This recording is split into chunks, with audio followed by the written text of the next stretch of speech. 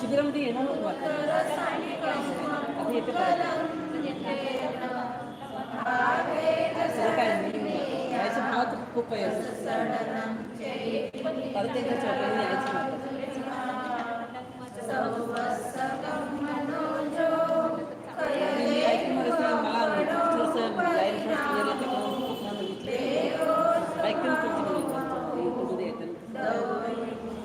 प्रत्येक क्लासमध्ये आनंद मुक्ती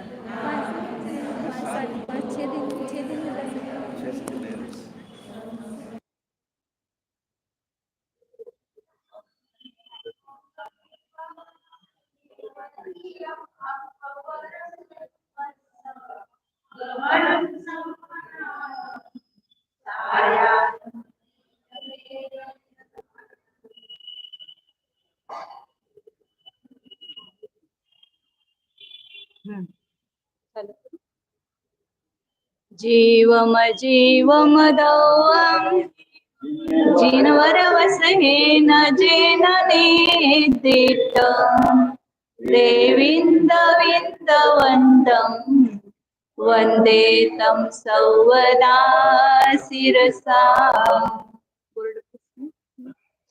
खालचं फक्त पुसावरचं पुसून.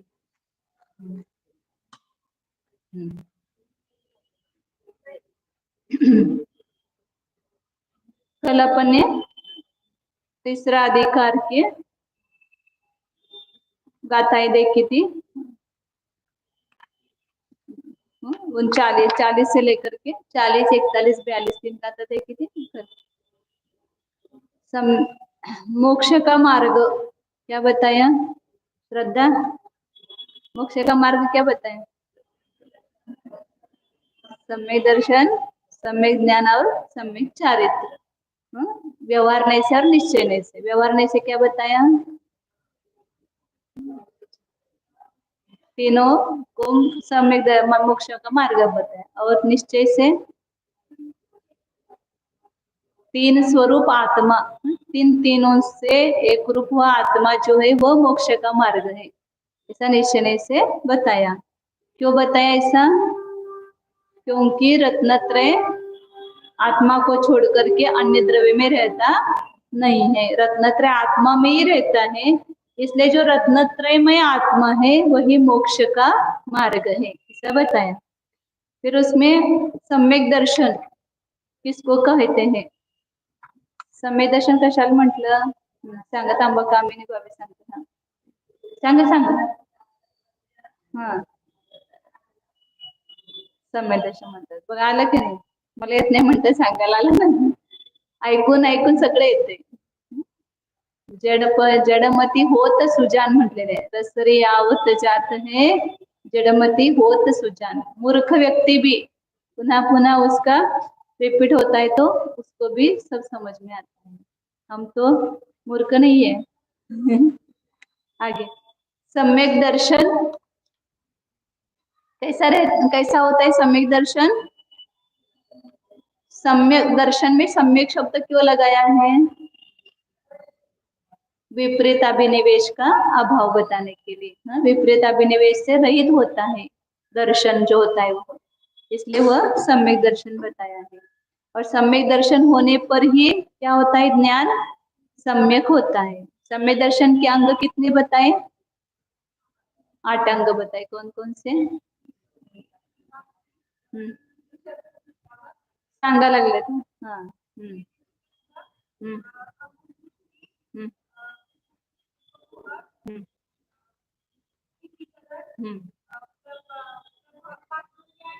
प्रभाव में 8 सम्यक दर्शन के अंग बताए, मतलब जिसको सम्यक दर्शन प्राप्त हुआ है उस सम्यक दृष्टि के पास ये 8 गुण अपने आप प्रकट होते हैं. और इस 8 गुणों का पुनः वह बढ़ाता जाता है. साधना करता है, मतलब क्या करता है? सम्यक दर्शन की विशुद्धि जब करता है तो सम्यक दर्शन की विशुद्धि में इस 8 अंगों को निरतिचार और निर्दोष पालन करने के लिए वो पुरुषार्थ करता है. उसकी साधना करता है, आराधना करता है, मेरा सम्यक दर्शन में कोई दोष न लगे. हाँ, इस प्रकार वह पुरुषार्थ करता है. तो 8 अंग सहित है. और दोष कितने बताए सम्यक दर्शन के? 25 मल रहित होता है. 25 मल या 25 दोष रहित सम्यक तो होता है. कौन कौन से 25 दोष हैं? सांगा. मंगल गुण सांगा. ते तर लिहिला नसेल तुम्ही. मी फक्त सांगितलं होतं. 8 शंकादी दोष, 8 मद, लिहिला नसलं तर लिहा पटपट. 8 शंकादी दोष, 8 मद, 6 अनायतन, 3 मूढता आणि काय झालं? 25 झाले का? 8 आणि 8 16, 16 आणि 6 22, 22 आणि 3 25. 8 हे जे 8 अंग आहे त्याच्या उलट शंका लावायचे. शंका वगैरे त्याच्या उलटे 8 गुण, हे 8 दोष. 8 गर्व, ज्ञान, कुल, जाती, रूप, ज्ञान, ज्ञान पहिलं सांगितले. ज्ञानम पूजाम कुलम जातीम तपो वपू नाही, त्याच्या अगोदर राहिलं की बलमद, तपमद, रूपमद, बलमृद्धी तपो वपू, ज्ञानम पूजा कुलम जाति बलमृद्धि तपो वपू. 8. आगे अब सम्यक ज्ञान किसको कहते हैं? सम्यक ज्ञान कशाला म्हणायचं?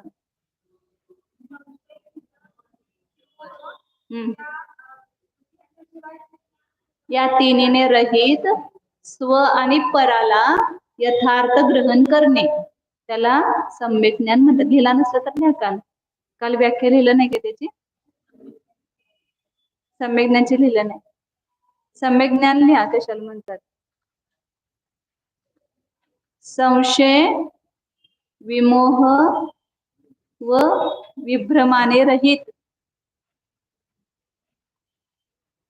संशय, विमोह, विभ्रमाने रहित स्व आणि परस्वरूप परपदार्थांच्या स्वरूपाला, स्व आणि परपदार्थांच्या स्वरूपाला यथार्थ ग्रहण करणे म्हणजे जाणणे. यथार्थ जाणे, 7 तत्वाला यथार्थ जाणे म्हणून लिहिलं तरी चालते. संशय, विमोह, विभ्रमान रहित 7 तत्वांचे सात तत्वांना यथार्थ जाणणे.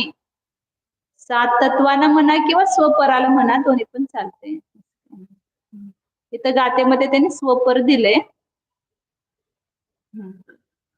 जाणणे यास सम्यक ज्ञान म्हणतात.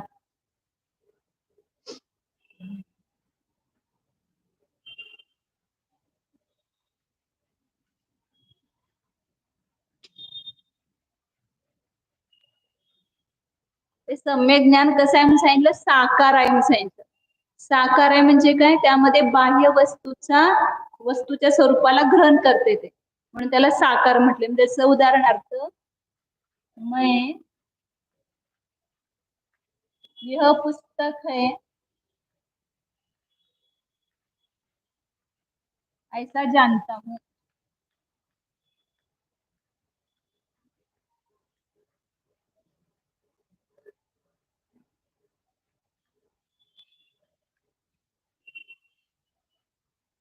किंवा मी पुस्तकाला जाणतो, सोपं असलेलं तरी चालतं. मी पुस्तकाला जाणतो.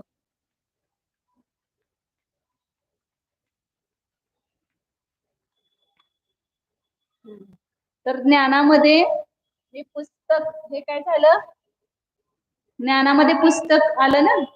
हे पुस्तक आहे, हे पुस्तक, हे बाहेरचं पुस्तक झालं, बाह्य पुस्तक. आणि हे पुस्तक आपल्या ज्ञानामध्ये जाणलं गेलं. हमारे ज्ञान में पुस्तक जाने गए, तो ये अंदर की पुस्तक जो हमने जानी है, उस पुस्तक को हम जान रहे हैं. ये पुस्तक निमित्त है. इस पुस्तक के निमित्त से हमारा ज्ञान का आकार पुस्तकाकार हुआ है. मतलब पुस्तक का निर्णय हुआ है, ज्ञान में आकार हुआ है. मतलब तो वह ये पुस्तक जो है, ये ज्ञान में पुस्तक है और ये बाहर की पुस्तक है.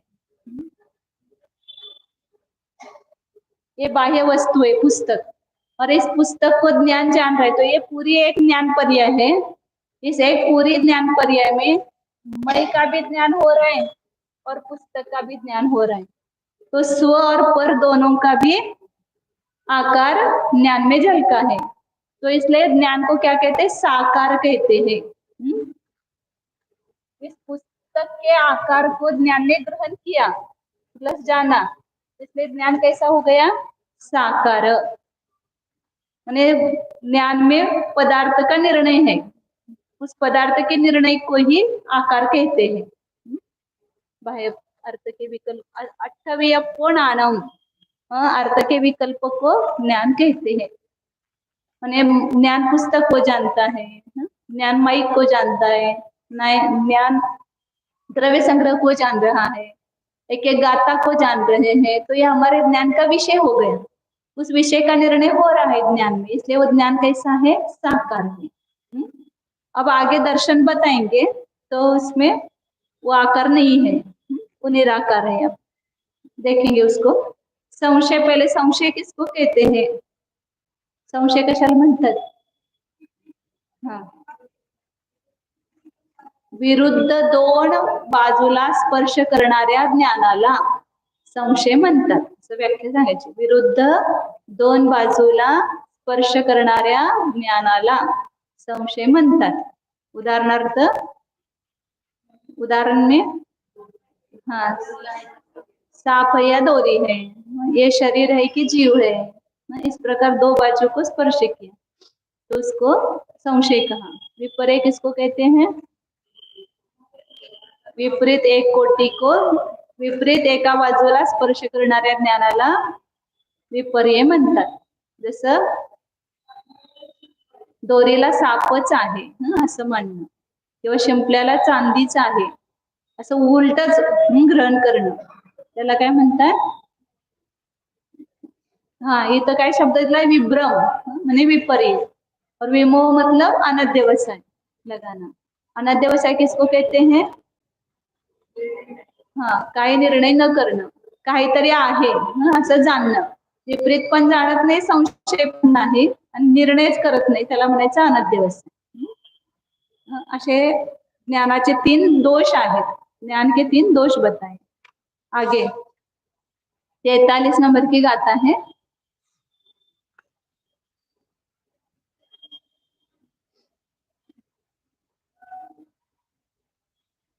हाँ, जम सामन्नं गहनं भावाणं नेव कट्टुमायारम्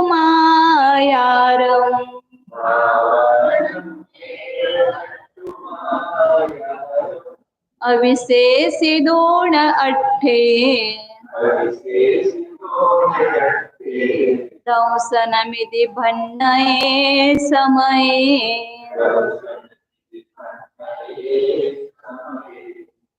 दंसामन्नं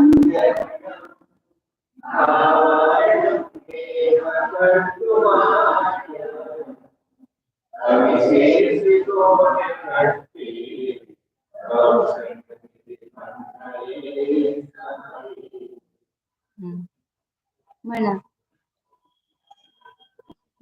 तुम म्हणा पल्लवी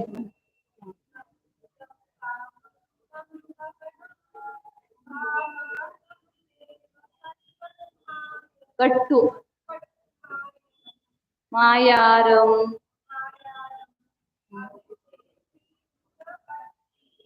अट्ठे अट्ठे अट्ठे अविशेषिदोन अट्ठे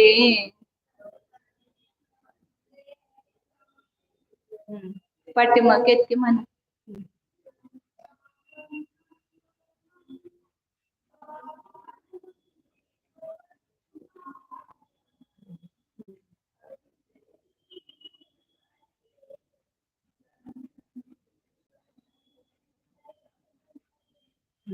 प्राजक्ता म्हणा.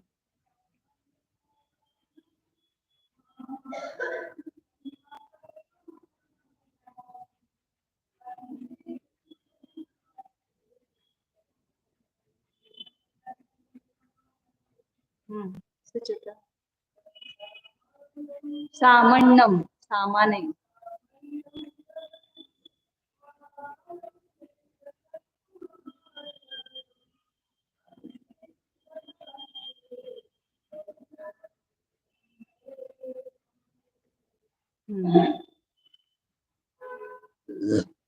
दर्शन का स्वरूप यहाँ पर बताया.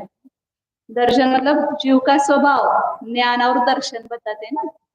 एक दर्शन शब्द का अर्थ श्रद्धान होता है, वो यहाँ नहीं लेना. लेकिन जीव का स्वभाव ज्ञान दर्शन बताते, उसमें से ये दर्शन है. क्योंकि एक चेतना के दो भेद है, ज्ञान चेतना और दर्शन चेतना. तो पहले दर्शन, अभी बाद में बताएंगे, पहले दर्शन या ज्ञान. तो ज्ञान और दर्शन, तो दर्शन और ज्ञान में क्या भेद है?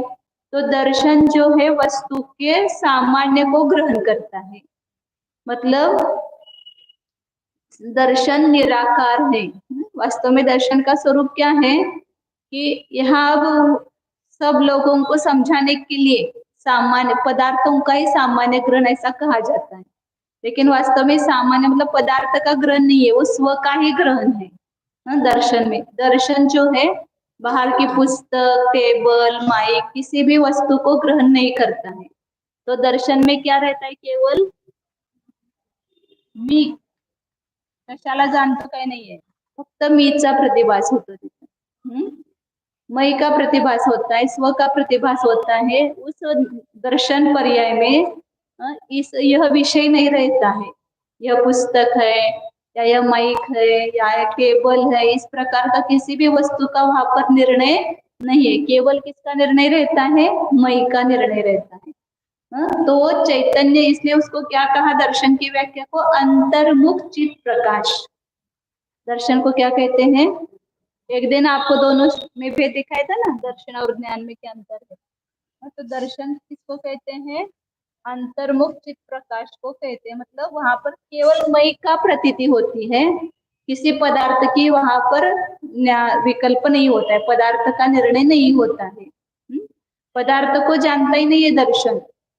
दर्शन केवल अपने प्रतिभास को ही ग्रहण करता है. तो इसलिए उसको कहते हैं अंतर्मुख चित प्रकाश. ये अनुभूति का भी साधन नहीं है. दर्शन जो है आत्मानुभूति का भी साधन नहीं है. उस समय दर्शनोपयोग हो सकता है, लेकिन दर्शनोपयोग के द्वारा आत्मानुभूति नहीं होती है. आत्मानुभूति के काल में वहां पर दर्शनोपयोग हो सकता है, लेकिन वो दर्शनोपयोग से आत्मानुभूति नहीं हुई। वहां तो प्रमाण ज्ञान के द्वारा ही आत्मानुभूति होती है। इसलिए यहाँ पर ये आत्मानुभूति रूप नहीं लेना, केवल एक प्रतिभास आत्मा का स्वभाव है, चेतना आत्मा का स्वभाव है।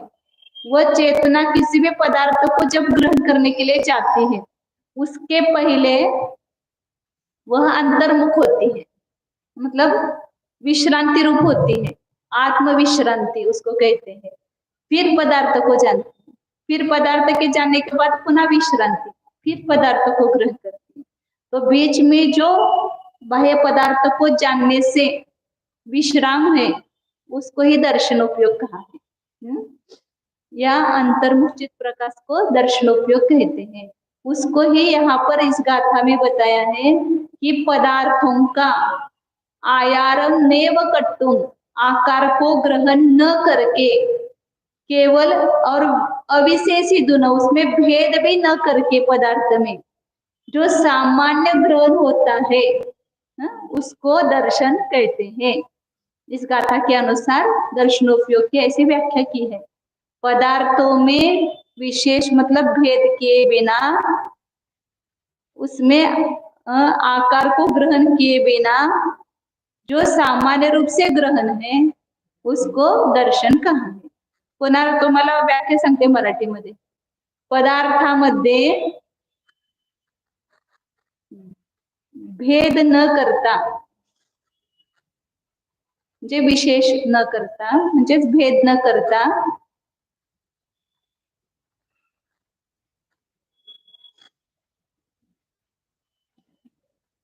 पदार्थांचा आकार ग्रहण न करता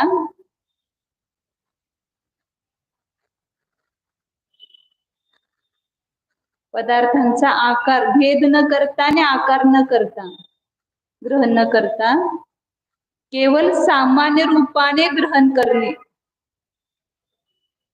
पदार्थांना सामान्य रूपाने ग्रहण करणे, त्यास दर्शन म्हणतात।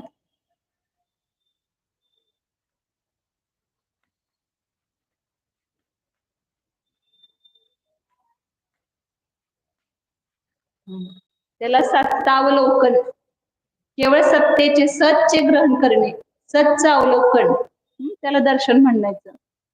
किंवा दुसरी व्याख्या काय सांगितली तर अंतर्मुख चित प्रकाश, म्हणजे केवळ स्वतःलाच ग्रहण करतं दर्शन, जे पदार्थाला ग्रहण करतच नाही। तिथं पदार्थाला ग्रहण करते परंतु सामान्य रूपाने ग्रहण करते असं त्यांनी सांगितलं। हे समजावून सांगण्यासाठी अशी व्याख्या केलेली, आचार्यांनी स्वतः टीकेमध्ये सगळा खुलासा केलाय। त्याच्यामध्ये त्यांनी सांगितलं की ही व्याख्या जी आहे ती अन्य लोकांना समजून सांगण्यासाठी केलेली आहे। वास्तविक दर्शनामध्ये कोणत्याही बाह्य पदार्थाला सामान्य पण ग्रहण नाही आणि विशेष पण ग्रहण नाही, पदार्थाला ग्रहणच दर्शन उपयोग करत नाही, केवळ मीच वेदन होते। तो काळ जो आहे तो दर्शनोपयोगाचा आपण जाणू शकत नाही, की आता आपण जाणलं पुस्तक, मग जाणलं खडू, ह्या दोन मध्ये दर्शनोपयोग झाला हे आपल्याला समजतच नहीं। त्याचा एवढा अल्प काळ आहे, दर्शनोपयोग का काल बहुत छोटा है, अल्प है। इसलिए ज्ञानोपयोग के बाद कब दर्शनोपयोग और दर्शनोपयोग के बाद वापस ज्ञानोपयोग हुआ, हमें तो ज्ञानोपयोग ही ध्यान में आता है, दर्शनोपयोग हुआ ये ध्यान में आता ही नहीं है। लेकिन आगम में बताया है कि ज्ञानोपयोग के पहले दर्शनोपयोग होता है, इसलिए हम जानते हैं कि दर्शन हो गया।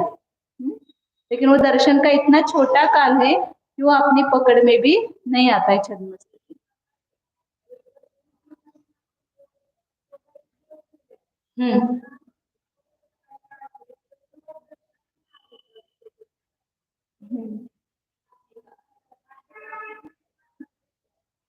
उसको उपचार से कह सकते हैं, उपचार से या अभेदने से कह सकते हैं, क्योंकि आत्मा स्वपर प्रकाशी है और आत्मा और दर्शन अलग नहीं है। उस अपेक्षा से दर्शन को भी स्वपर प्रकाशी कहा है, और ज्ञान को केवल पर प्रकाशक ही कहते हैं। लेकिन ज्ञान जो है वह भी आत्मा से अलग नहीं है, तो आत्मा स्वपर प्रकाशी है तो ज्ञान भी स्वपर प्रकाशी है। इसके बारे में आगम में बहुत चर्चा चलती है। हाँ, धौला में जगह जगह उन्होंने भी चर्चा की है।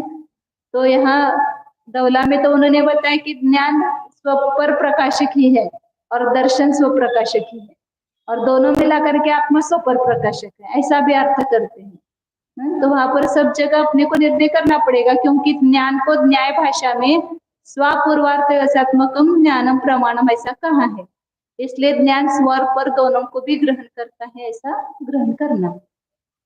हाँ हाँ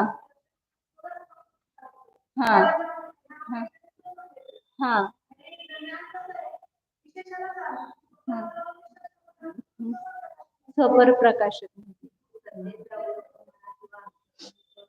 चित प्रकाश म्हणा, दर्शन, हाँ नहीं, दर्शनाचा, दर्शन का अर्थ किया है अंतर्मुख चित प्रकाश, मतलब उसको दर्शनोपयोग कहते हैं। अंतर्मुख चित प्रकाश मतलब केवल प्रतिभास का ही प्रतिभास होता है, अन्य वस्तु का प्रतिभास नहीं होता है, वो उसको दर्शनोपयोग कहते हैं।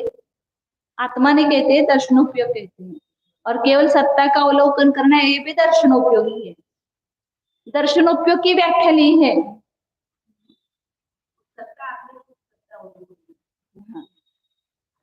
बराबर है, लेकिन आत्मा का भी निर्णय नहीं है ना उसमें, दर्शनोपयोग में। आत्मा मतलब एक बाह्य चैतन्य वस्तु जो है उसका निर्णय नहीं है, इसमें स्व का ही निर्णय है। ज्ञानामध्ये स्व आणि पर काय असते, ज्ञान ज्ञान स्व आणि पर मध्ये त्याचा विषय येतो, मग तो विषय अन्य पदार्थ पण असू शकतो किंवा आत्मा पण असू शकतो। तसं दर्शनोपयोगाचा परवशय तिथं आत्मा येईल का, नाही येणार। तर मी म्हणजे दर्शनोपयोगच, मी म्हणजे कोण, हा उपयोगच घ्यायचा। तर त्या मीलाच फक्त प्रतिभासित करतो, आत्म्याला पण तो जाणत नाही। जे मी एक चैतन्य स्वरूपी आत्मा आहे असं पण दर्शनोपयोग ग्रहण करत नाही। आत्म्याचा पण निर्णय नाही, बाह्य वस्तूचा पण निर्णय नाही दर्शनोपयोगामध्ये। दर्शनोपयोगामध्ये त्या प्रतिभासाचाच निर्णय आहे फक्त, मी प्रतिभासात्मक आहे असं। स्वचा निर्णय आहे, पराचा निर्णय नाही। मग स्व म्हणजे आत्मा नाही घ्यायचा, स्व म्हणजे दर्शनोपयोग। चलो आगे, सत्ता मात्र ग्रहण दर्शन ऐसा यहाँ पर लिखा है। अब आगे बताते हैं कि यह दर्शनोपयोग ज्ञानोपयोग के पहले होता है कि साथ में होता है। तो छद्मस्त जीवों को ज्ञानोपयोग दर्शनोपयोग पहले होता है, वो बताते हैं। दंसन पूवम नाडम छदुमत्थाणम नदोन्निवोगा।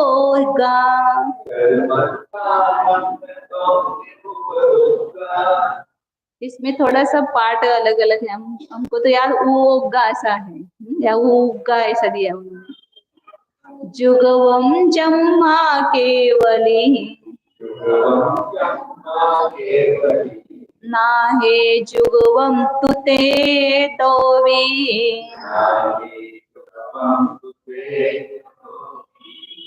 दंसन पूवम नाडम छदुमत्थाणम नदोन्निवोगा।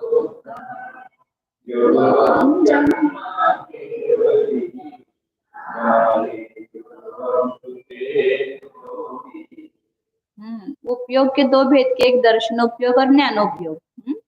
या चेतना के दो भेद, दर्शन चेतना और ज्ञान चेतना।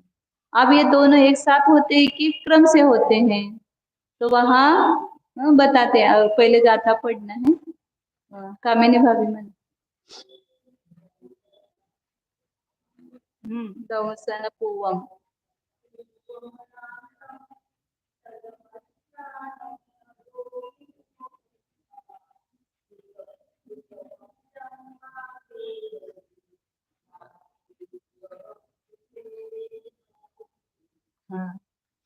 पाठ्यमध्ये।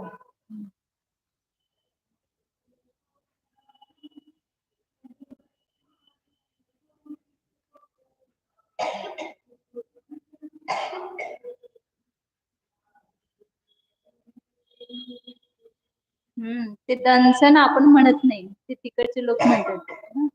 आपण दंसन असं म्हणायचं, दंसन असं उच्चारायचं, दंसन नाही, दंसन। संसार, आपण संसार ते तिकडचे त्या लोकांनी येत नाही उच्चार, म्हणून तसं करते।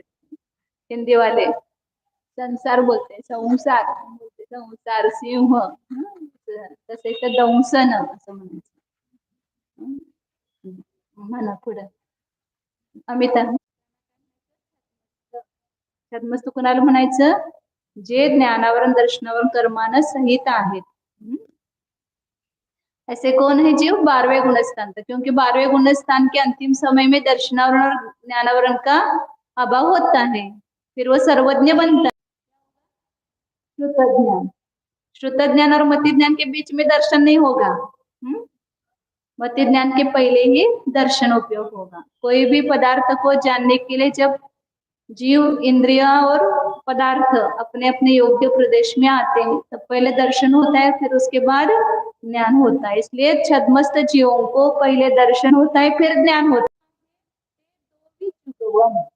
लेकिन केवली नाथ में, जिनेन्द्र भगवान सर्वज्ञ देव में वे दोनों उपयोग एक साथ होते हैं.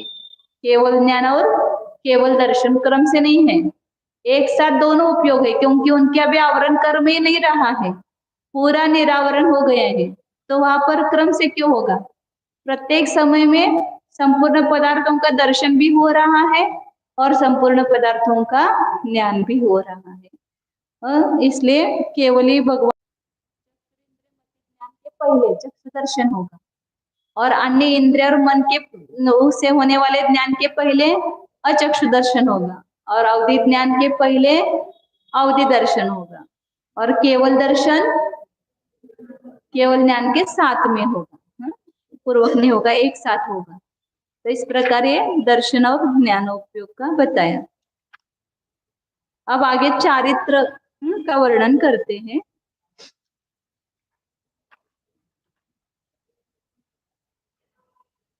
ऐसा वो दर्शन उपयोग के सब शंका उठा करके सब वर्णन किया है उन्होंने. फिर सामान्य का अर्थ आत्मा करके वर्णन किया हुआ लास्ट में. आगे चारित्र, पहले व्यवहार नहीं से चारित्र बताते, फिर निश्चय नहीं से. सम्यक दर्शन, सम्यक ज्ञान, सम्यक चारित्र भी निश्चय और व्यवहार नहीं से बताते हैं. ऐसे चारित्र की व्याख्या करते हैं, व्यवहार चारित्र की.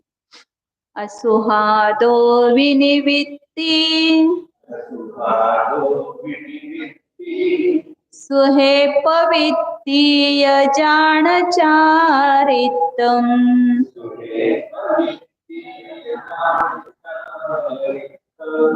वदसमिति गुत्तिरुवम् व्यवहारणया दुजिन भणियम्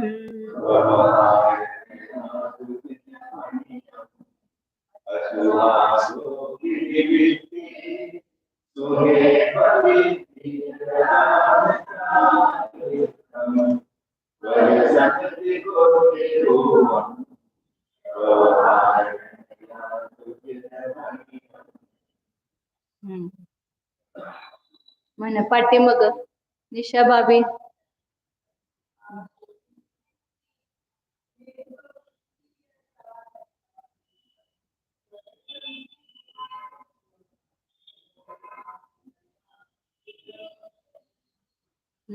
तुमच्या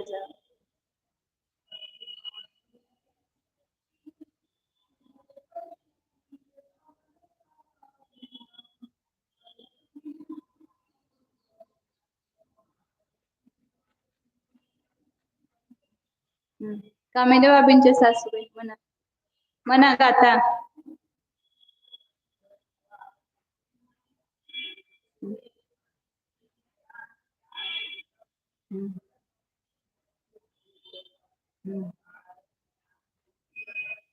म्हणा का.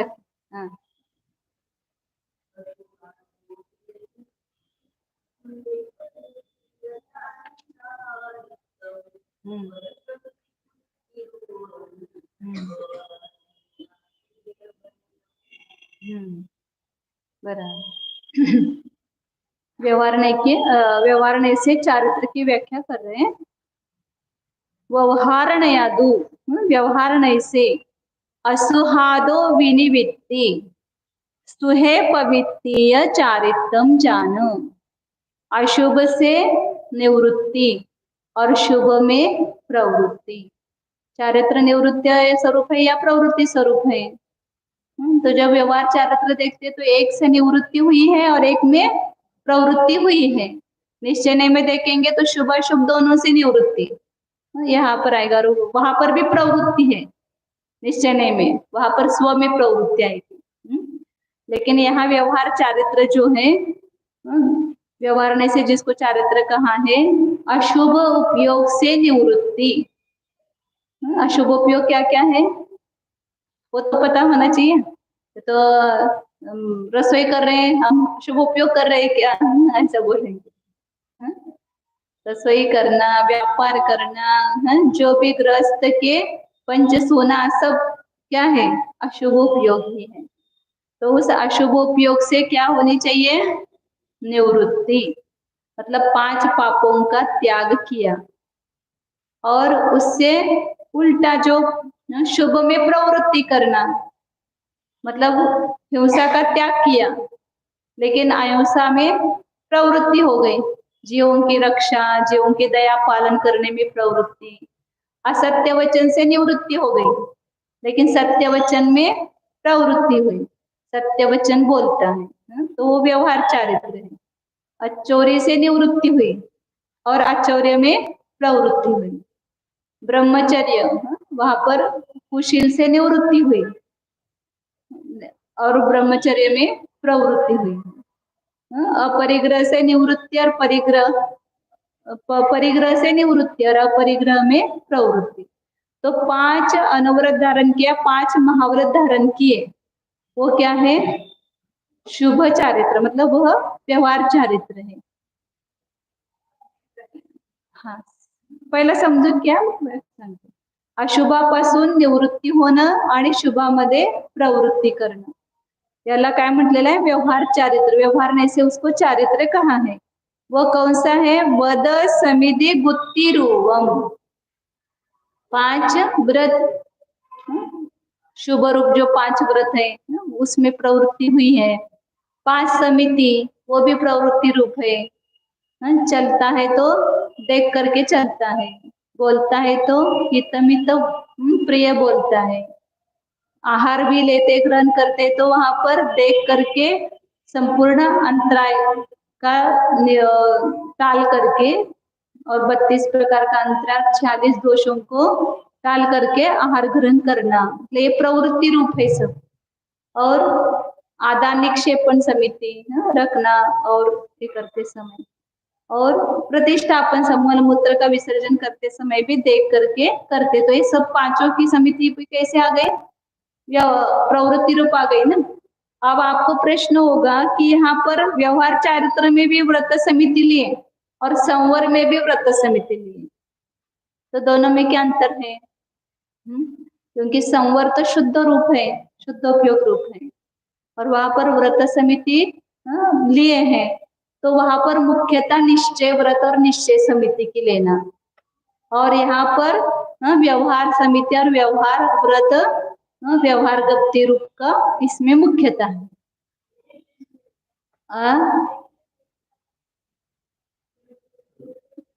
एक देश प्रश्न ने व्यवहार समिति निश्चय समिति, व्यवहार व्रत निश्चय व्रत, सभी जितनी भी क्रिया आपको दिख है वो 2 प्रकार के, निश्चय और व्यवहार।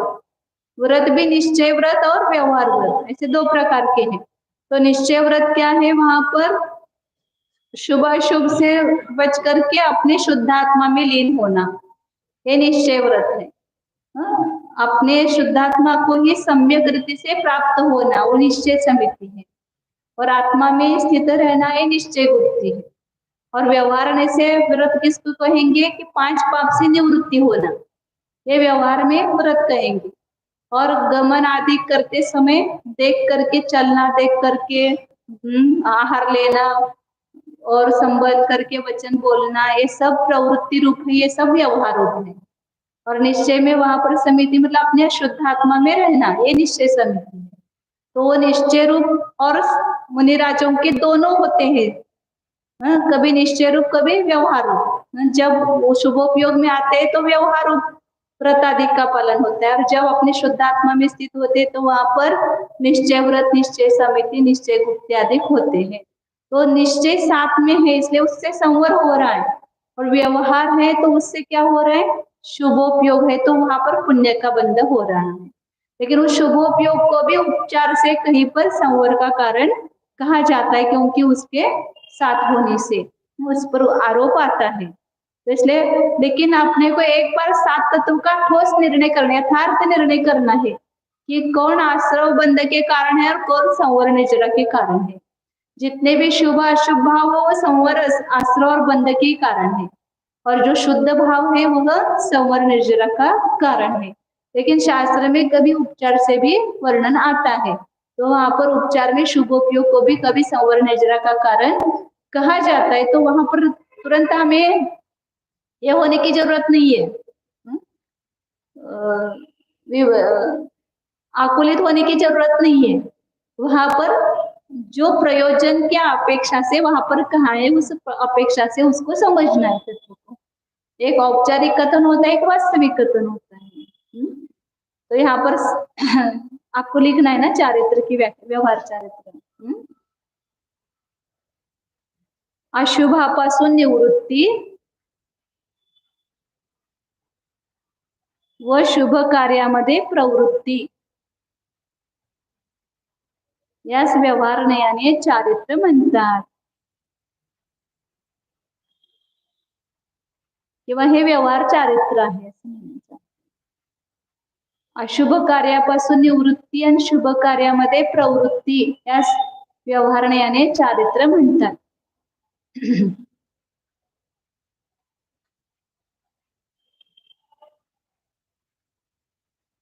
आणि ते व्यवहार चारित्र किती प्रकारचं सांगितलं, 13 प्रकारचं सांगितलं। 5 महाव्रत,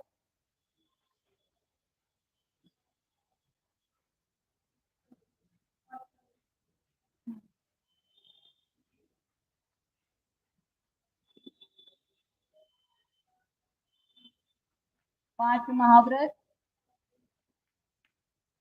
5 समिति। 5 समिति के नाम लिखे थे पहले, हाँ आपको लिखवाए थे, एरिया, भाषा, एषणा, आदान निक्षेपण और उत्सर्ग समिति किंवा प्रतिष्ठापन समिति। 5 महाव्रत के भी नाम पता है, कौन से? अहिंसा, बोलो, अहिंसा, हाँ आगे, हाँ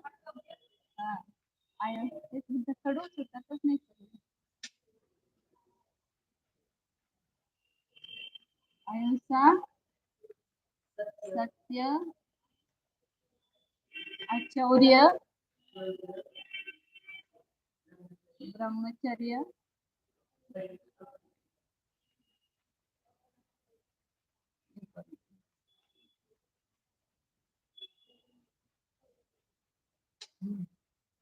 ये 5 महाव्रत और 5 समिति लिखी हुई है ना आपके पास, पहले दिया था ना, भाव संवर के विशेष दिए थे तो उस समय। एरिया,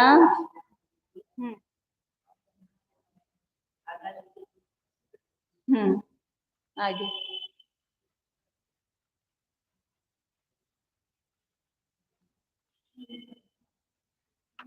इसमें वो भी आएंगे, श्रावक का चरित्र, 11 प्रतिमा, वो भी व्यवहार चरित्र में आएंगे ना। 5वें गुण स्थान में 5 अनुव्रत धारण किए, 4 गुण व्रत या 3 गुण व्रत, 4 शिक्षा व्रत, ये जो 12 व्रत धारण किए वो भी क्या है, एक देश चारित्र है, वो व्यवहार चारित्र, एक देश व्यवहार चारित्र है।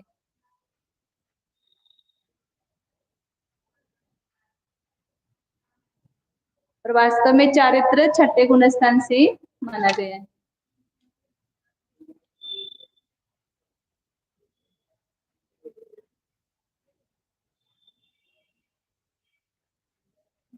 चलो आगे,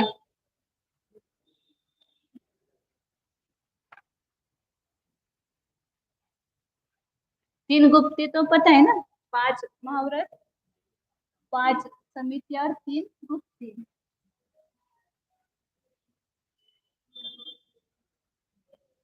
ये 13 प्रकार का चारित्र मुनियों का माना जाता है।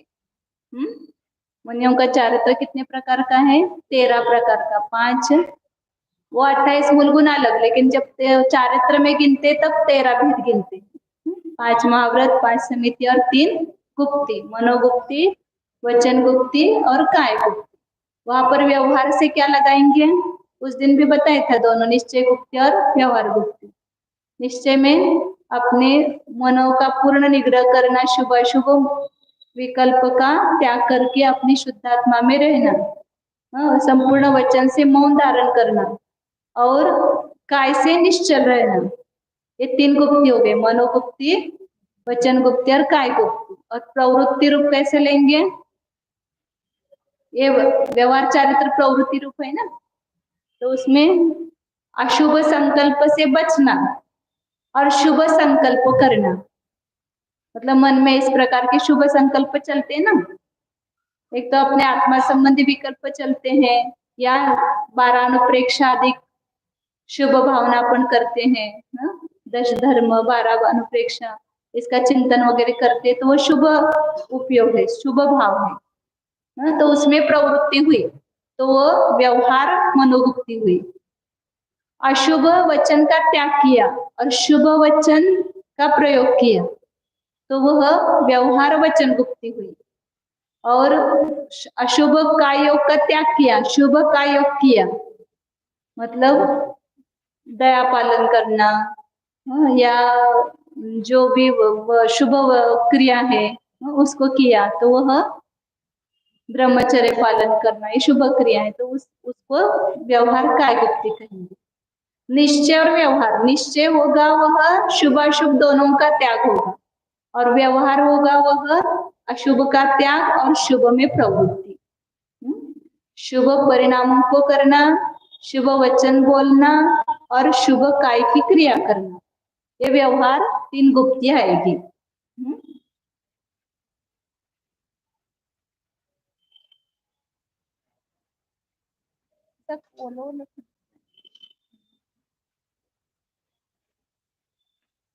मनोगुप्ती, वचन गुप्ती और काय गुप्ती, ये सब चारित्र है। मतलब जो जिसने चारित्र धारण किया है उसमें ये सब चारित्र दिखाई देता है। और इसमें उन्होंने शावक के भी 11 प्रतिमा लिया है, दार्शनिक प्रतिमा से सब लिया है इसमें।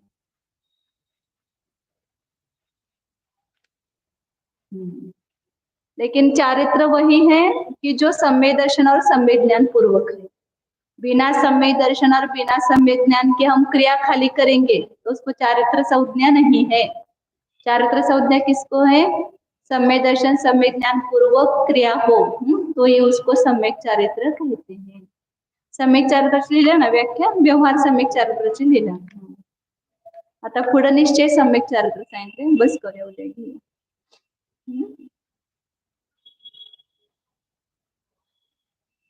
अभी सब अच्छा आएगा, गाता है।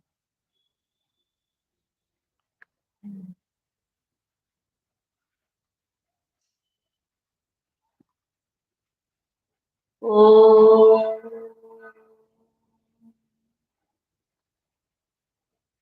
जानिए यह मैं शुद्ध चैतन्यमय जीव ही हूँ।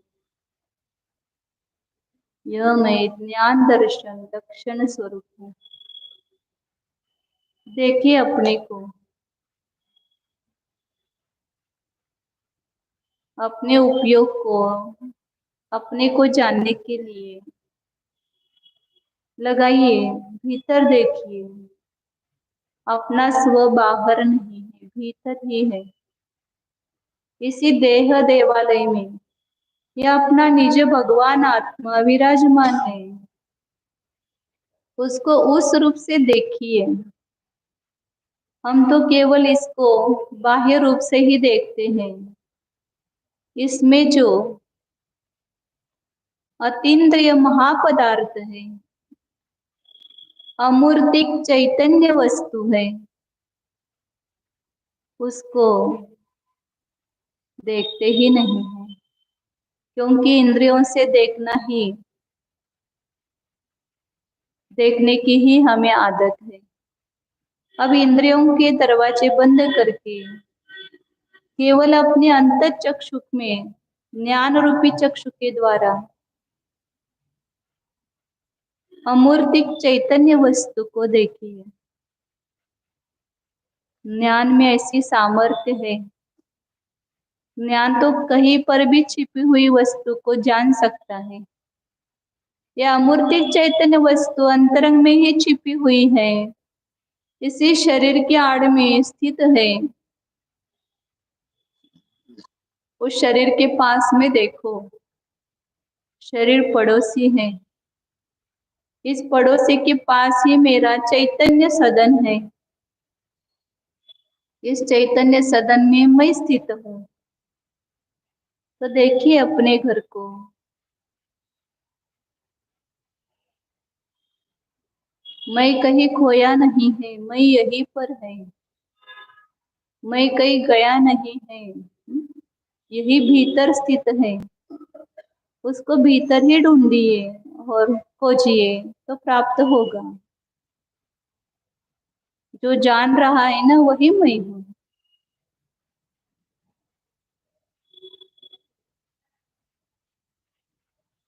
शुद्ध चैतन्य स्वरूप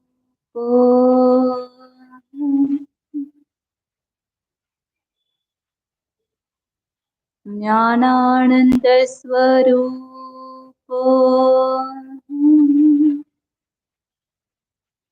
सहजानंद स्वरूप टंकोत्कीर्ण न्यायक स्वरूप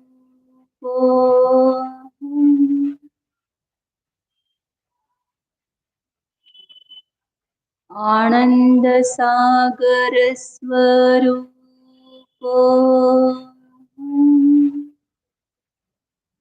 समता स्वरूप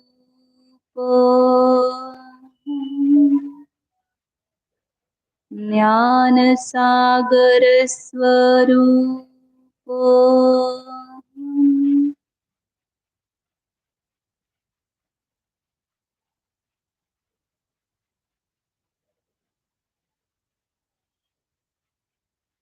शुद्धोऽहम् एकोऽहम् ध्रुवोऽहम् ओम।